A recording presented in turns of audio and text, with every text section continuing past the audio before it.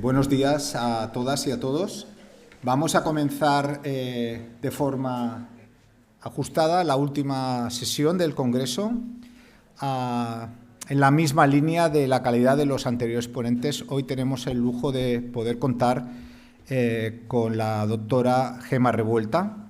Gemma Revuelta es profesora agregada, para los de fuera, profesora titular del Departamento de Medicina y Ciencias de la Vida de la Universitat Pompeu Fabra. Tiene un currículum muy extenso, voy a hacer un resumen sobre todo de cosas relacionadas con la temática del Congreso. Diré que en este sentido dirige el Centro de Estudios en Ciencia, Comunicación y Sociedad en la Universitat Pompeu Fabra. En la misma universidad también dirige el máster en Comunicación Científica, Médica y Ambiental. Es un máster histórico en el sistema universitario catalán que lleva ya 31 ediciones. Y por último diré que la doctora Revuelta es actualmente la presidenta de la Asociación Española de Comunicación Científica. Bien, hoy tenemos el gusto de poder escuchar su ponencia que lleva por título Transferencia social y comunicación pública de la ciencia, de la buena voluntad a la profesionalización. Cuando quieras, Gemma. Adelante. Muchísimas gracias. Bueno, en primer lugar, muchas gracias por estar aquí, porque segundo día de congreso a las 9 de la mañana y viernes. Es muchísimo esfuerzo, o sea que estoy encantada de veros. Y sobre todo también por estar acompañada de Mario, que él no lo ha dicho, pero nos conocimos precisamente hace 30 años. Así que, bueno, han pasado los años y los kilos y las canas. Muy bien. Me han pedido que hable sobre transferencia social y comunicación pública de la ciencia, precisamente porque muchas veces hay como cierta... A veces hay cierta confusión de si toda la comunicación pública de la ciencia se puede considerar transferencia social, cuándo debe considerarse, cuándo no. Al final, el término transferencia social es relativamente nuevo y, de hecho, tampoco está conceptualizado per se ni hay un consenso en su definición. De hecho, transferencia social empieza a hablarse precisamente desde las ciencias sociales, porque en las ciencias experimentales, los campos STEM, los campos de ciencias de la salud y de la vida, como ya existe una transferencia natural que es la de los productos, las patentes, la transferencia pues más, o sea, la aplicación en ese sistema de métricas más tradicional que teníamos para medir la transferencia, pues no había tanta preocupación por pensar en otro tipo de transferencia que no fuera esa pues más económica o más de producto, etcétera. Desde las ciencias sociales sí que viene la preocupación de decir, bueno, ¿y lo nuestro qué? Lo nuestro igual no deriva, o normalmente no va a derivar en esas patentes o en esos productos, pero evidentemente somos transformadores, somos agentes de cambio. Entonces, de ahí se empieza a crear toda esta conceptualización de lo que sería transferencia social. Y ahí con un papel importantísimo de la comunicación pública de la ciencia, que lo vamos a abreviar aquí con CPC para no decirlo todo el rato, o comunicación científica. Cuando yo hablo de comunicación científica me refiero a la comunicación social, no a la comunicación académica, porque también aquí tenemos los dos ámbitos.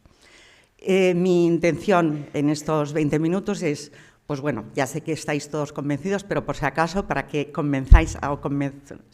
para que nos ayudéis a convencer a otras personas de vuestro entorno que no se puede hacer comunicación científica sin un mínimo de profesionalidad, que no se puede hacer solamente por mera voluntad, ir a dar charlas en los coles, ir a los medios de comunicación sin un mínimo de preparación, porque eso no es hacer las cosas bien, y vamos a ver qué es lo que hay que hacer para hablar de esa profesionalización. Para mí, una definición que creo que puede ser práctica y que nos puede, sobre todo por todo lo que conlleva de transferencia social, es ese proceso mediante el cual el conocimiento científico se convierte en cambios, importantísimo, y aquí el símbolo del cambio clarísimamente, el símbolo del incremento, porque son cambios en positivo. Si los cambios no son en positivo, vaya transferencia social estamos haciendo, ¿no? O sea, ese conocimiento científico que se convierte en cambios tangibles en la vida de las personas, en la acción de las instituciones o en la cultura democrática, o. Entonces, puede ser la comunicación científica ¿Puede ser una manera de transferencia social? Sí, siempre y cuando cumpla con estos requisitos, siempre que produzca este tipo de cambio. Estamos acostumbradísimos en muchísimas áreas. Mi área en la que me he especializado más es la comunicación en salud o en ciencias de la vida. Mi background, yo soy médica, ¿no?, de primera formación. Y entonces, pues, por ejemplo, en el área de promoción de la salud, todas las acciones que se hacen para que pues cambiar hábitos o cambiar comportamientos, intereses, sensibilidades, actitudes, todas las áreas, o sea, en salud pública la comunicación es básico, es su instrumento y cambia mucho más que un medicamento. La comunicación es el instrumento básico en promoción de la salud, también en educación ambiental. Y también es básica para cambiar legislaciones. Por ejemplo, cuando la ley del tabaco del 2005 no habría sido nunca posible si antes no se hubiera creado un clima comunicativo en el que se utilizaron los medios de comunicación, se utilizaron campañas a pequeña y a gran escala para comunicar, para crear ese clima social que cuando ya pues, bueno, se iba aceptando y cuando se implantó la ley del tabaco no hubo realmente grandes réplicas, no hubo mucho rechazo porque ya estábamos pues, como de acuerdo en que se fuera implantando. Y esto es una acción de comunicación estratégica que ha sido estudiada en la literatura científica y vemos que las cosas bien organizadas pueden funcionar. A veces no, pero bueno, o sea, a veces por muy bien que nos organicemos nos encontramos, yo qué sé, pues con un lobby que también con sus medios de comunicación y con sus estrategias es capaz de avanzar impunemente. Pero bueno, la estrategia es súper importante, si no, imposible. ¿Qué significa profesionalizar la comunicación científica? Desde la Asociación Española de Comunicación Científica, que como ha dicho Mario, yo presido esta asociación desde el año pasado, antes había sido la vicepresidenta. Esta asociación es una asociación de profesionales, de gente que se dedica a la comunicación científica. ¿Y qué nos ha pasado? Somos casi unas 600 personas en toda España. Aquí hay periodistas científicos, muchísima gente de comunicación institucional, de UCC, de unidades de cultura científica, que están en centros de investigación, en universidades, en hospitales, en empresas densas en investigación, gente de la industria, en industria que también hace investigación, pero que su profesión principal es la comunicación. Pues lo que nos ha pasado es que en los últimos años, desde que todo el movimiento del New Research Assessment, ¿no?, de toda la nueva evaluación de la investigación y sobre todo a partir de que ANECA incluye explícitamente los criterios de divulgación científica y comunicación de la ciencia entre los criterios a evaluar para la promoción en el currículum, nos empiezan a llegar muchos investigadores que quieren asociarse, quieren tener la etiqueta de ser socios de la Asociación Española de Comunicación Científica.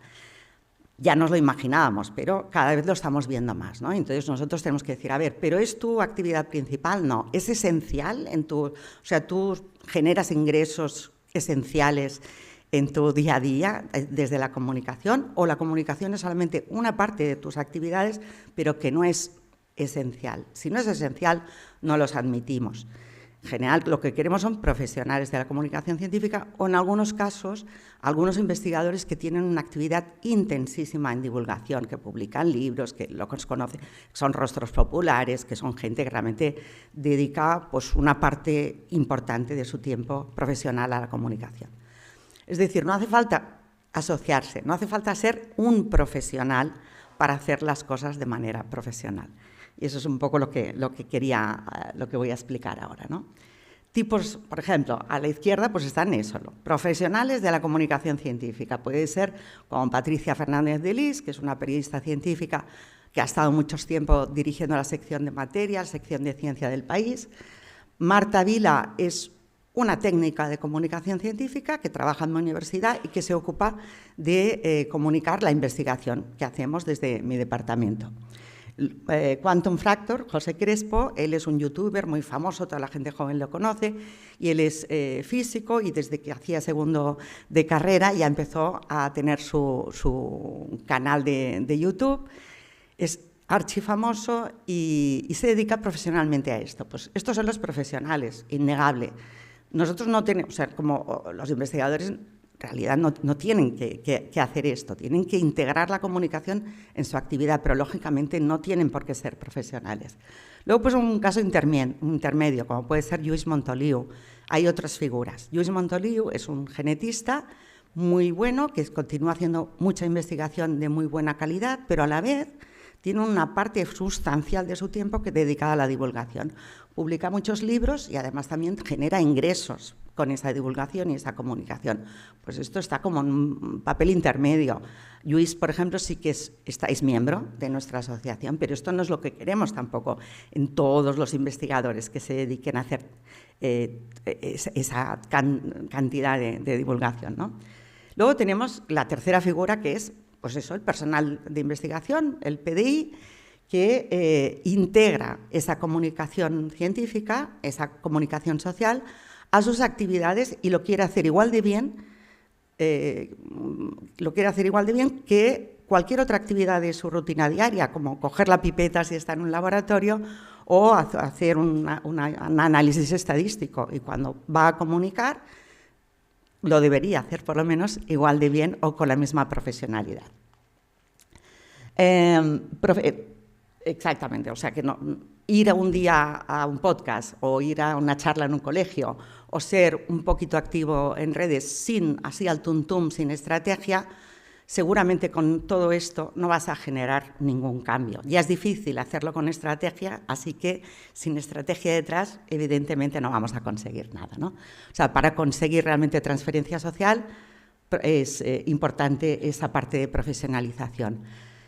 En profesionalizar, cosas importantes. Lo primero, saber cuál es mi objetivo. A ver, voy a decir cosas que ya todos sabemos, pero al final a veces parece que no nos acabamos de dar cuenta. El objetivo puede ser para mí. A lo mejor mi objetivo es darme a conocer, hacer que mi campo de investigación sea importante y que cuando haya decisiones económicas dé más recursos para mi campo. Puede ser una cosa muy egoísta. Ojalá que no fuera siempre así, ojalá que hubiera unos motivos pues, mucho más altruistas y pensásemos en la sociedad. Pues quiero aumentar el conocimiento de este grupo de población, quiero que cambien de hábitos, quiero que hagan, yo qué sé, pues, comportamientos más sostenibles, más saludables, no lo sé. Todos esos cambios, siempre cuando pensamos en objetivos, y esto es algo que enseñamos mucho en comunicación, va muy bien tener en mente la teoría del cambio y decir, vale, yo tengo este público y en este público, ¿qué cambio quiero? Y entonces, desde la psicología social, aumento de conocimientos, actitudes, comportamientos, etc. Esto es lo que nos va mejor y en esa base ya voy diseñando mi estrategia. Esa estrategia, lógicamente, el investigador o la investigadora no la puede hacer de manera aislada porque también es poco eficiente, la de hacer en un equipo, en colaboración con una serie de agentes. Lo más normal y lo más práctico es que lo haga pues, en conjunto con las actividades de comunicación de su departamento y además, si tienen una unidad de cultura científica o un departamento de comunicación, una oficina de prensa o lo que tengan en su centro de investigación o en su universidad, lógicamente es mejor que lo haga con ellos porque van a tener más canales, más plataformas y más protección también, porque luego es importante el entorno. Ese entorno, por ejemplo, ahora en muchas universidades nos dicen ser más activos en redes y dices, vale, muy bien, depende a qué me dedique yo. Si yo me dedico a estudiar el cambio climático y soy activa en redes, sé que voy a tener unos haters que me van a estar persiguiendo. Pues yo necesito un poco de apoyo por parte de mi institución, que me formen, que me ayuden, que me digan si debo contestar a los haters. Entonces, ese entorno también es súper importante, es decir, el investigador solo no va a poderlo hacer, tiene que tener apoyo, formación. Evidentemente, la formación ahora muchas veces se está formando a los estudiantes de doctorado. En casi todas las universidades, en doctorado hay algún taller o alguna asignatura de comunicación. Pero qué pasa con los postdoc, qué pasa con otros investigadores y por qué no formamos ya cuando se está estudiando el grado. En mi universidad tenemos asignaturas de comunicación en biología, en ingeniería biomédica, en todos los másters, en mi área, pero entiendo que somos un bulet, somos un bicho raro dentro del panorama universitario y es porque, bueno, hace 30 años que gracias precisamente a Vladimir de Semir, que es un periodista científico ahora jubilado, pero fue quien introdujo la comunicación científica en la Pompeu y bueno, gracias a él pues hemos tenido pues, ese recorrido y eso ha impregnado muchas carreras. Y bueno, es una buena práctica porque desde los 20 años ya tienen muy claro lo importante que es la comunicación. Y luego, evidentemente, pues también hace falta recursos. ¿Recursos de dónde salen? Pues de nuestros proyectos de investigación. Por tanto, cuando nos presentamos a una convocatoria, si nos obligan a tener un plan de comunicación, lo tendremos, pero además lo dotaremos de recursos. Y si no nos obligan, pues obviamente también deberíamos hacerlo. Los planes nacionales, como los importes son más pequeños, muchas veces esos recursos que hay para comunicación son mínimos, pero ahí están. Proyectos europeos, ahí podemos tener hasta un work package entero de comunicación, pero al diseñar ese plan es súper importante que sea de manera profesional, con gente que sepa de comunicación para que nos indique, porque yo he visto cada work package de estos de 3 años de un plan de comunicación que han hecho un corta y pega, que no tiene sentido, no tiene ningún sentido para esta investigación o está súper anticuado, nos lo van a valorar muy mal. Ayer Alejandra Campos nos insistía también, ¿no?, en esto, que a veces 2 proyectos son excelentes y solo se diferencia uno de otro en el impacto. Pues vayamos a ese impacto, pero no improvisemos, intentemos rodearnos de los profesionales de nuestra universidad o formémonos para poder hacerlo nosotros, ¿no? Y luego está la parte de evaluación, que también es súper importante, es decir, formación, competencias, entorno, siempre en colaboración, con recursos y pensar en la evaluación. Preocupados como estábamos desde la asociación por esa invasión de científicos que querían ser profesionales de la comunicación de repente, porque así tenían excusa para ponerlo en su currículum, dijimos, bueno, pues nos vamos a liar y vamos a darles competencias de comunicación. Y entonces teníamos una colección que habíamos iniciado con la FECIT, que era Informar de Ciencia con Ciencia, que estaba dirigida a periodistas científicos, y entonces hicimos un segundo libro que era Comunicando Ciencia con Ciencia. La idea era, vamos a aplicar todo lo que se sabe hoy en día sobre qué es efectivo y qué no es efectivo en comunicación de la ciencia y lo vamos a poner en forma de guía, de manual, así fácil, sobre todo pensando en personal investigador. Cada capítulo lo teníamos entre un académico, una académica y un practitioner, es decir, un comunicador o una comunicadora científica, un periodista o alguien de comunicación institucional.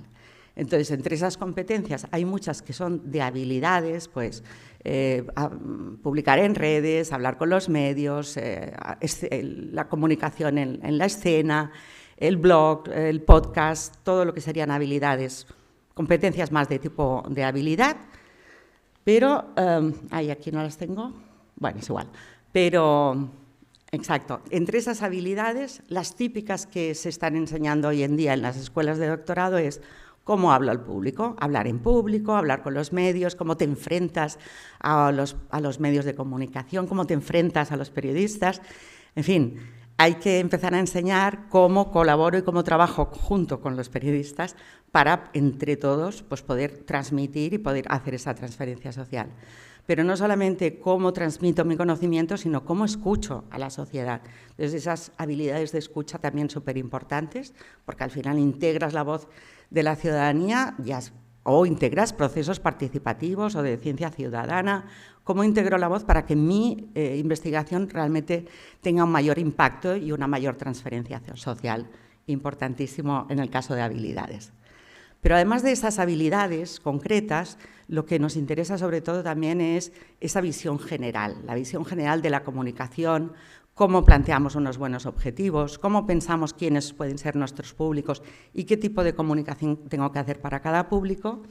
y también cómo diseño una buena estrategia. Esas cuestiones generales que a veces en esos talleres o cursos más cortitos pues quedan un poquito, que no se acaban de hablar, y yo particularmente creo que es lo más importante. Las habilidades ya se aprenden sobre la marcha, pero la visión general es fundamental para que las cosas salgan bien, porque si no es imposible que tengan éxito.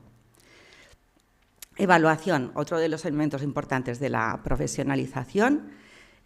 Aquí os he puesto un artículo que creo que está muy bien, que pone en valor la evaluación. Es lo que le llaman Practice Insight, que es como una experiencia práctica, no llega a ser una investigación, es una experiencia práctica que la han evaluado y la explican. No sé si conocéis la revista Journal of Science Communication, pero dentro de nuestra área, en nuestra área de investigación, la comunicación científica, hay 3 revistas.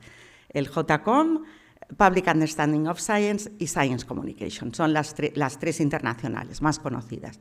Son tan poquitas que nuestros factores de impacto son muy bajitos, que eso luego hablaremos también, ¿no? O sea, nosotros publicar aquí pues está muy bien, pero no es una revista Q1. Luego hablamos. Ok. También, bueno, hoy en día hay manuales y guías para evaluar las actividades de comunicación científica, de la divulgación. En la izquierda es un manual que es de la FECIT y a la derecha tenemos uno que hicimos nosotros. Esto está en plan siempre como guía muy práctica. Pero, ¿qué pasa con la evaluación? Normalmente, lo que vemos es que incluso gente especializada en comunicación que hace todos los días actividades divulgativas y no evalúa. ¿Y por qué? Pues porque tenemos una serie de barreras, ¿no? La primera de todas, cuando estamos diseñando la actividad, no pensamos que hay que evaluarla. Esto es el día a día. Luego, cuando la evaluamos, muchas veces es simplemente porque hemos pedido dinero a la FECIT o hemos pedido dinero al Plan Nacional y hay que justificarlo. Y pensamos en la justificación, pero no pensamos realmente en que esa evaluación nos va a servir de aprendizaje, la vamos a poder compartir, etc. Por tanto, muchas veces todo ha sido perfecto, todo es positivo, todo es una maravilla, porque estamos justificándonos, no estamos evaluando en realidad. Muchas veces quien evalúa, en la mayoría de los casos, es la misma persona, la misma entidad que ha realizado la actividad, así que la objetividad nula, hay mucha subjetividad y eso tenemos que tener en cuenta a la hora de evaluar. Otras veces, o la mayoría de los casos, es que no tenemos ni idea cómo se hace una evaluación, porque a lo mejor somos de otras disciplinas, no sabemos nada de ciencias sociales, no sabemos hacer una encuesta y improvisamos. Muchas veces medimos cosas que no deberíamos medir o que no son nuestros objetivos. Si mi objetivo es aumentar el conocimiento o cambiar una actitud, yo debo medir ese objetivo. Pero ¿qué pasa con la mayoría de las encuestas? Lo primero que hacen, ¿le ha gustado esta actividad? ¿Ha satisfecho sus expectativas? Son encuestas de satisfacción y las encuestas de satisfacción no son evaluaciones. Lo que evalúan es si el público ha alcanzado su objetivo, pero no evalúas si tú has alcanzado tu objetivo. Por tanto, esto a veces hay que darle la vuelta. Se realiza a menudo, bueno, casi siempre, con muy poquitos recursos, por tanto es difícil y nunca va a ser óptima. Y luego, ¿qué pasa? Que no compartimos los resultados, los enviamos al ministerio o los enviamos a quien me haya patrocinado aquel evento, pero yo no lo publico por una serie de factores que también son difíciles de publicar las evaluaciones. Por tanto, cada vez que alguien vuelve a evaluar, vuelve a inventar la rueda porque no se encuentra literatura suficiente sobre la evaluación de las actividades de comunicación pública de la ciencia. Para finalizar, estoy todo el rato diciendo que es muy importante transferir, comunicar públicamente la investigación, pero nosotros, en nuestro pequeño campo de la comunicación científica, predicamos con el ejemplo. Nosotros realmente hacemos transferencia social de la comunicación pública de nuestra área de investigación. Yo pienso, yo sí, pero bueno, seguramente no lo hago tan bien porque... Y aquí sí que os paso ya un artículo de nuestro centro, que hicimos una scoping review de las relaciones entre los investigadores, la comunidad científica de este campo y los practitioners, los comunicadores científicos. Entonces, pues como ya sabíamos, vimos que realmente había mucha desconexión entre lo que investigamos y la práctica del día a día. Aquí vimos cuáles eran las barreras que se habían detectado en la literatura. Una de ellas, por ejemplo, es que a nosotros como investigadores, en realidad muy pocas veces estudiamos los problemas de los comunicadores. Lo que hacemos es criticarlos. Oh, fíjate qué mal lo han hecho los periodistas, qué mal comunican esto, qué mal comunican lo otro. O mira, se sigue aplicando el modelo del déficit en las acciones de divulgación. Buscamos teorías, buscamos ponernos la medalla académica, pero no nos preocupamos de las cosas prácticas. Los practitioners, por su parte, tampoco nos leen.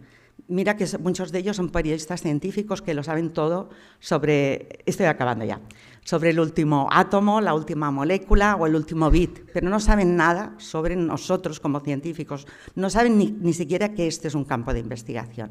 Entonces hay muchísimas barreras, hay barreras también idiomáticas, de tiempo, etcétera. Detectamos también mejores soluciones, que es trabajar un poco más conjuntamente y bueno, pues hacer esas acciones, integrarlos en los equipos de investigación, igual que hacemos la ciencia ciudadana, que se integran a ciudadanía, pues en este caso sería integrar a practitioners y comunicadores en nuestra actividad. Ese artículo os he puesto aquí el QR por si lo queréis consultar. Salen cosas que también son muy lógicas, pero por otra parte algunas otras que nos hacen pensar en que bueno, esa transferencia social es necesaria en todos los campos de investigación e incluso en el nuestro, que es la comunicación social de la ciencia, porque también pensamos que es importante que la comunicación se haga con ciencia, la ciencia de la comunicación de la ciencia.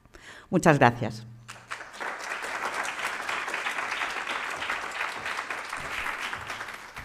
Muchas gracias, Gemma. ¿Nos da tiempo para responder a alguna pregunta, si hubiera en la sala? ¿Nadie hace una pregunta?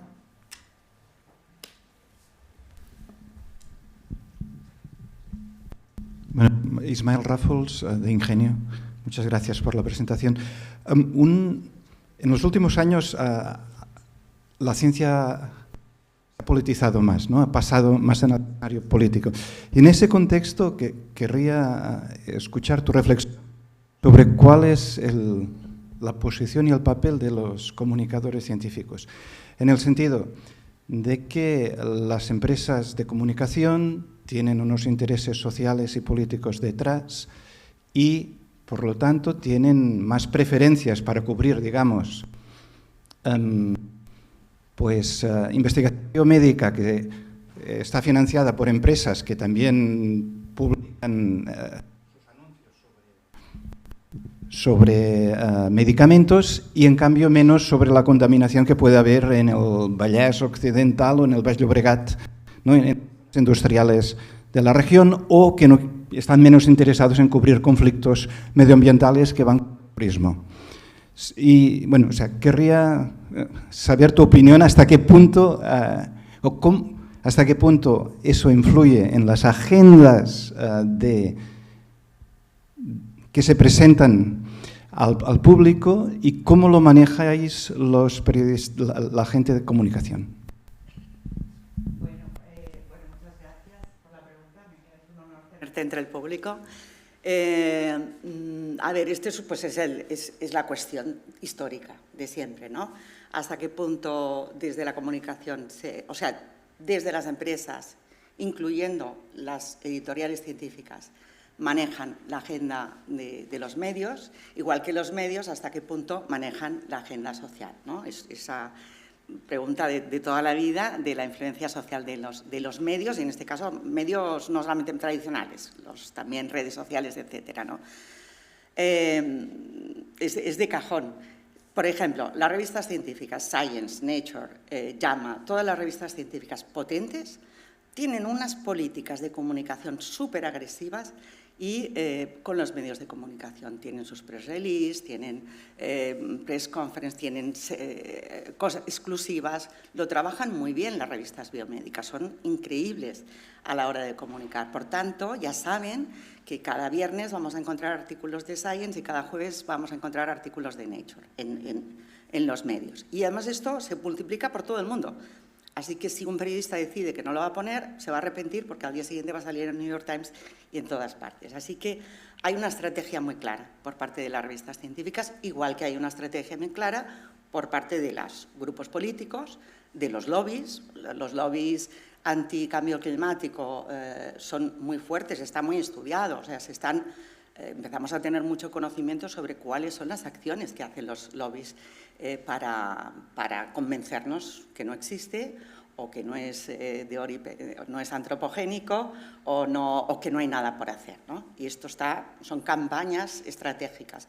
Al final, en el medio de comunicación está el periodista o la periodista que puede tener su visión y seguramente esa persona no tiene esos intereses ocultos o esa presión por si se publicita o no a tal compañía o a tal otra, y seguramente esa persona tiene mucho interés en comunicar temas muy sociales, pero luego tienes la empresa, el marco empresarial, que te hace que escribas más de unos temas que de otros, pero a veces simplemente por la visibilidad, ¿no? Por el clickbait, porque hay artículos que no puedes estar todo el día hablando de lo mismo, todo el día hablando de lo mismo, porque a la gente no le interesa, no te lo clica.